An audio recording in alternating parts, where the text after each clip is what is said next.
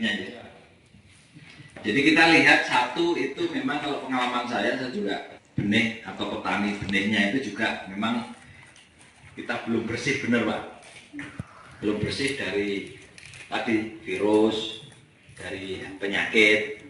Ya, jadi memang kayak bule dulu nggak ada, jadi ada. Terus kemudian PTN dulu nggak banyak, sekarang pasti tidak musim hujan aja sudah PTN sekarang. Karena sebenarnya itu kan penularannya sebenarnya bukan penularan, tapi terbawa oleh benih itu sendiri.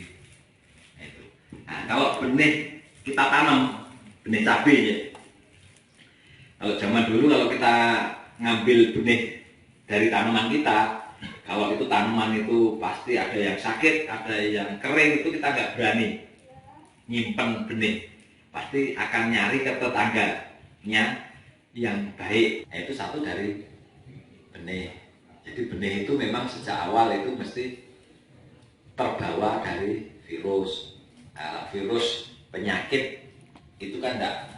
Kalau hama itu kan ada vektornya, ada pembawanya, karirnya. Tapi kalau virus, terus kemudian jamur, kemudian penyakit, itu bisa dari tanah, bisa dari benih.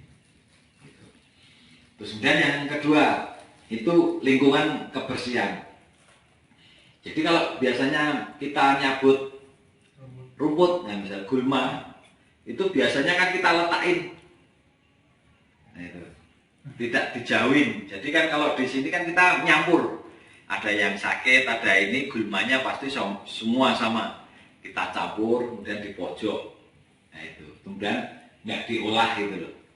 Nanti dibiarin aja. Jadi kalau ada penyakit, ada hamanya di situ, mereka vektornya akan terus lari ke tanaman yang di dekatnya. Terus kemudian kita nyabut tanaman, misalnya itu ada yang layu, ada yang bule. Kalau bule itu sebenarnya kan wajib diambil.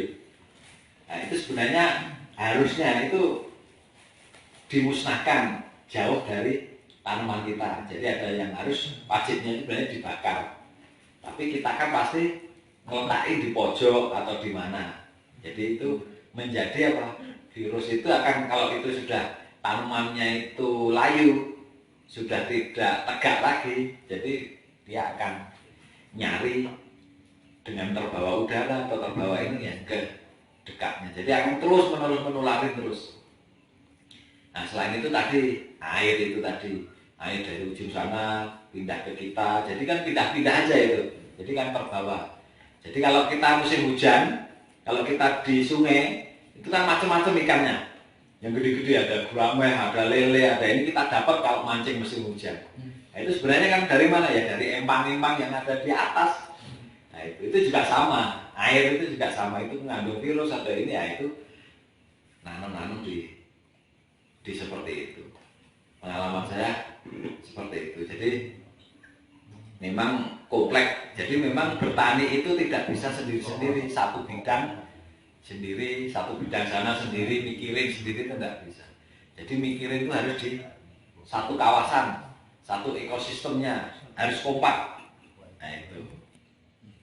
Kalau kita menghasilkan tanaman organik, misalnya beras organik, itu salah satu syaratnya sebenarnya air itu tidak boleh dari aliran air dari sungai atau dari lahan yang lain, tapi itu dari sumber itu tuh dari sawah itu sendiri sebenarnya.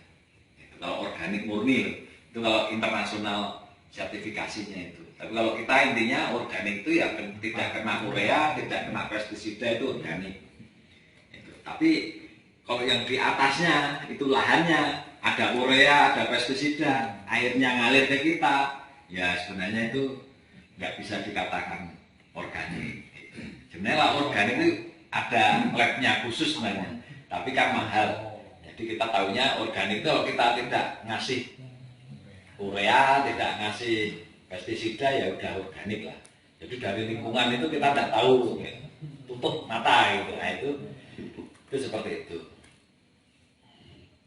Seperti itu Pak kayaknya pengalamannya.